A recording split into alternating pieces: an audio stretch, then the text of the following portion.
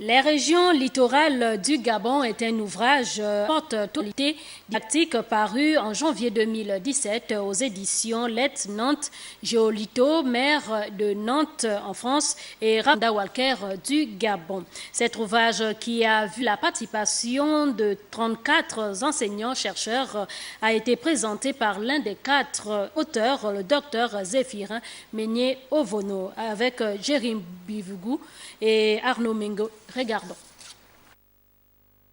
Du haut de sa position géographique et de perspective de développement, voici un ouvrage qui tombe à propos.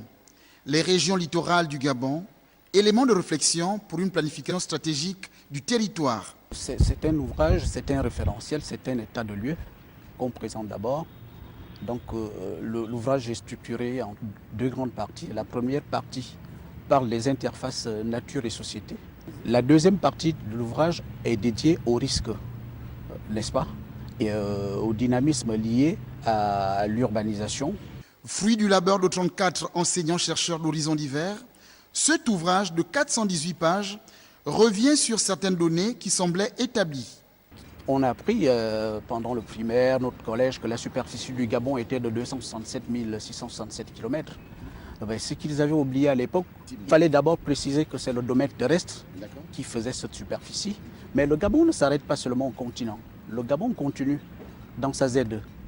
D'accord. Donc le domaine maritime. Donc actuellement, la superficie qu'on doit enseigner actuellement aux enfants, c'est que le Gabon fait actuellement 159 911 km². On s'y est prêté à l'exercice et on a réévalué ce trait de côte. Je peux vous affirmer, Jerry, que le trait de côte du Gabon est de 955 km. C'est-à-dire qui va de Libreville jusqu'à Malumba. Qui va de Coco Beach, voilà, jusqu'à la frontière avec le Congo.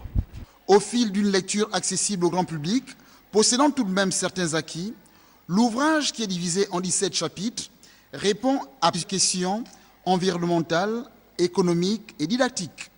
C'est réellement un livre de chevet.